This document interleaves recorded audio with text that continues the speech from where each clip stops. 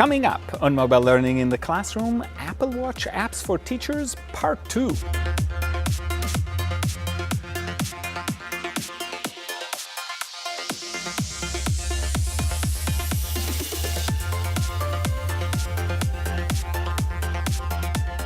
Hi, my name is Trainin and this is Mobile Learning in the Classroom from TechEdge, and today we're talking about the Apple Watch. Yes, I went ahead and bought an Apple Watch, and that's why we're talking about it, among other reasons. But I'm thinking about wearables in general, and definitely the Apple Watch, first and foremost, as a teacher device, not necessarily as student devices, although in future episodes we'll probably look at some of the uses that we can have with students, whether it's everybody in a classroom or just a limited subset of students. I think the price is still way too prohibitive to think about wide distribution and having all students have devices like smartwatches, but it's definitely something to watch out for.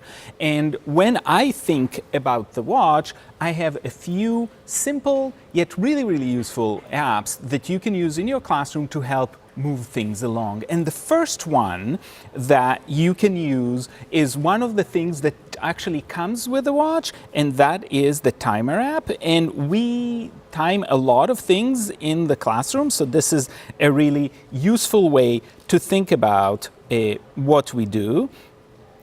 And this timer has a few presets, and 1 minute, 3 minute, 5 minute, or 10 minutes. So we can do the 1 minute and it immediately starts. So there's basically zero setup, and you can very easily get going on giving students 5 minutes, 1 minute, or 3 minutes. It gives you a signal if you want. It can also have a noisier signal for the rest of the classroom. It depends on if you have your main sounds on or off at all times. And even if the phone goes dark and it's not showing it anymore, if you flip it on, it'll turn back on and it will keep on going. So the app doesn't actually stop. So this is a timer.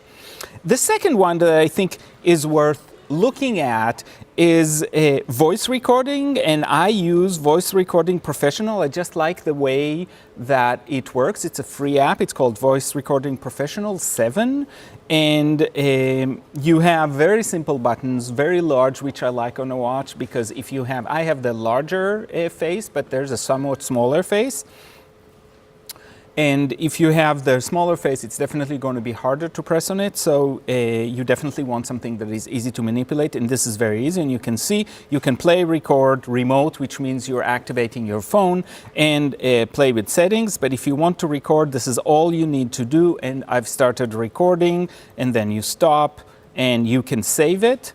You can save it to your phone, and then you can, or you can save it to your watch and then play it from the watch. So this is really an easy way to do a quick recording of a student reading, or of an interaction between students, or anything else that you would like to use. So this is a really useful tool to use if you're teaching reading and you just need something quick. And again, it also works as a remote for the phone. So if your phone is just laid in the middle, your phone or even an iPod Touch, it's laid in the middle of the table, and you can just activate and turn it off from your watch, which means you don't need to always tinker with it.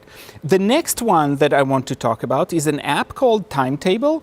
And in Timetable, what you do is you do your timetable. And if you're teaching every day, this is a really useful strategy. Again, you have to download it to your phone. You have to create it on your phone, but then it shows up on your wrist. I love the fact that you can use different colors. It's very clear, it's very easy.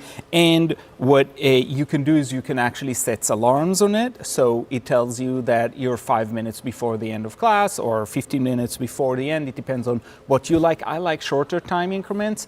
Because 15 minutes, what happens is I usually get into another mode of teaching, and then I forget that it is going to be the end of class. So this is incredibly useful, and I love the way it presents because it's really easy to read, and it's much easier than the native scheduling app, which is great if you have meetings and other things and things that are more complicated, but this is really easy way to read your daily schedule. You can do every day or all of this, and it actually works well on the phone as well. So this is a third way that is really easy to use. This is a free app, and I think that's worth it. If you do want the reminders to actually buzz and ring, you do have to pay an extra 99 cents.